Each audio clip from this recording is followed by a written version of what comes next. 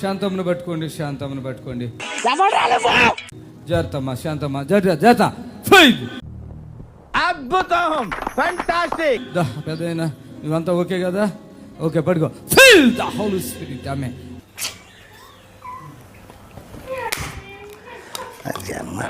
శాంతమ్మ లేవు, ఇక పడిపోయింది. పడుకునే ఉంటారేంటమ్మ ఇక్కడికి వచ్చి.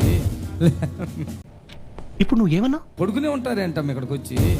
ఇప్పుడు కరెక్ట్ గా మాట్లాడుతున్నారు సారు. ఇదయ్యా మీ అసలు రూపం. పడుకో. జాగ్రత్త.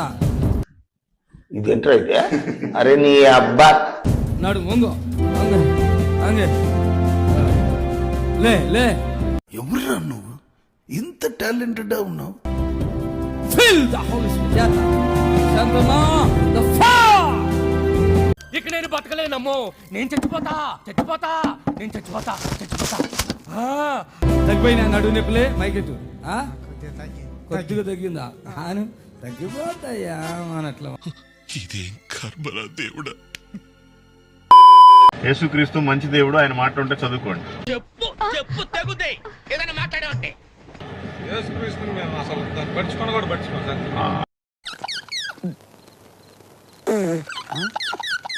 అంటే మీకు తెలియదేమో, మేము కూడా హిందువులమే. సిగ్గుండాలరా. హిందువులైనా కూడా మన హిందూ ధర్మం ప్రకారము మనం వేరే మతాన్ని కలవకుండా అసలు కలుసుకునే ఉంటుంది. ఇది అసలు మతం కాదు. మతం కాకుంటే ఇంటింటికి వచ్చేందుకు ప్రచారాలు చేస్తారు. ఇది అసలు మతం కాదు. మతం కాకుంటే ఇంటింటికి వచ్చేందుకు ప్రచారాలు చేస్తారు. వేసేసాడు, బాగా వేసేసాడు. ఇది ఒక మంచి మార్గం. మార్గం కాదు, గీరకం కాదు. మా హిందూ ధర్మం కంటే యేసుక్రీస్తు మార్గం మారనే. తోల తీరిపోయింది. నా పేరు మల్లికార్జునరావు, నేను హిందువునే. నేను క్రైస్తవుని కాదు.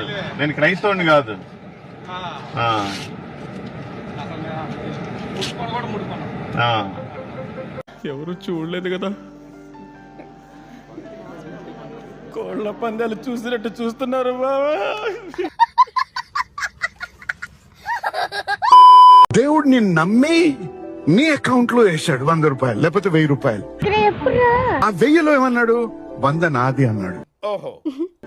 ఆ 100 నువ్వు వాడేసుకుంటే నువ్వు దొంగవా మంచివాడివా? ఓయమ్మా, చాలా చిన్న సెకండ్లు ఎవరా నీలా? నీవు దొంగవి అన్నాడు. ఎవరిని? దశమ భాగం ఇవ్వనటువంటి వాడిని. ఒకసారి ఏమైందంటే నా జీవితంలో ఒక స్నేహితుడు లాంటి వాడు ఉండే. ఇప్పుడు అయన్నొద్దు, పాయింట్కి రా. నేను కొన్ని పేమెంట్స్ చేయాల్సి వచ్చినప్పుడు వాడికి ఏం చేశానంటే వాడి అకౌంట్ లో డబ్బు పెట్టాను. నాకు ఇద్దరం కలిసి కష్టపడ్డాం కాబట్టి 10 నీకు 10 నాకు. ప్రతిసారి ఇవ్వడం ఎందుకని చెప్పి ఒక పెద్ద మొత్తాన్ని పెట్టి వచ్చినప్పుడల్లా టైం నువ్వు కట్టే అన్నాం. ఒక రోజు కట్టలేదు.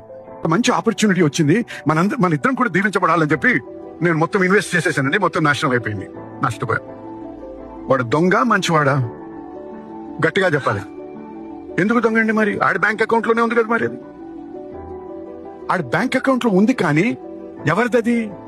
నాది. నీ చేతిలో డబ్బు ఉంది, కానీ ఆ దశం భాగం ఎవరిదండి? అందుకే నేను దొంగ అన్నాడు దేవుడు. ఇంతకాడికి వచ్చేపోయే నలుగురు దగ్గర ఒంటెలు తాగినా బెటర్ కదరా. ఏం జన్మరా మీది? నువ్వేమనుకో నా కష్టార్జితం అంటున్నావు. కాదు, నీ బ్యాంక్ లో వేసాడు దేవుడు. నువ్వు చాలా కంట్రీలో ఉన్నావు బేటా. నాలుక అలా బయటికి వెళ్ళబెట్టి అలా గుడ్లు తిరిగిపోయి చనిపోయినట్ట బెడ్ మీద. అబ్బా సాయిరామ్. చనిపోయిన శవాన్ని తీసుకుపోయి ఎక్కడేస్తారండి? శవాల కొట్లో వేసారు.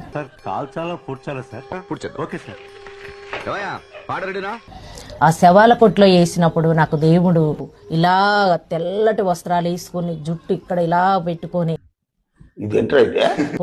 నాకు కళ్ళకు కనపడతండి. ఆయన పరలోకం నుంచి ఆకాశము నుండి దిగి వచ్చింది నేను చూశాను.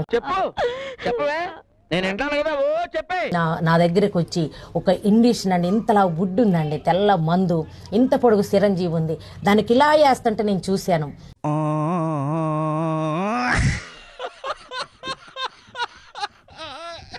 ఇలా వేసి నన్ను ఇట్లా పండుకున్న దాన్ని ఇట్లా పొర్లిచ్చి ఈ యొక్క గోడకి వేయటం, నేను ఈ మందంతా ఎక్కించిండు.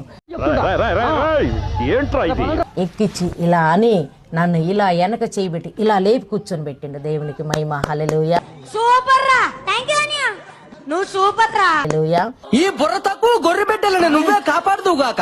మీరు చనిపోయారు, మీ ఆత్మ పరలోకం వెళ్ళింది. యేసు ప్రభు వచ్చి మీకు ఇంజెక్షన్ వేసి లేచి కూర్చోబెట్టాడు. మొక్క జరుగుద్ది. అవన్నీ నమ్మే ఉంటే నీ ఫేస్ లాగే నువ్వు ఏదో కన్నాలేసుకు బతకాల్సి వస్తుందిరా. కమ్మోళ్ళం అండి, మాకు దేవుడు కాదంటావా? ఆయన మాటే కమ్మదనం.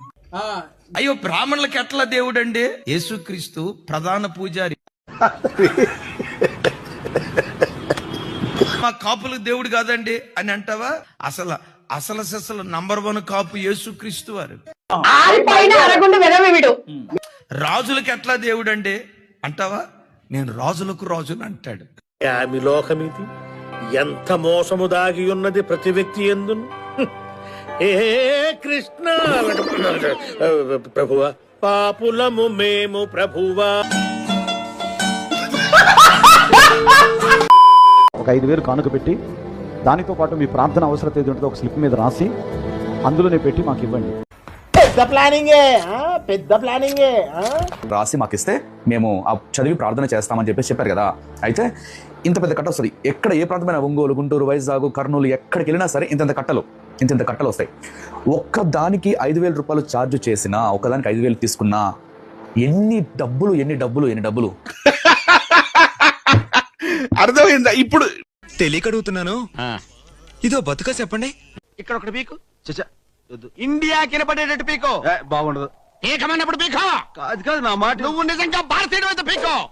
ఏకమైనంతే పీకో. ఓకే.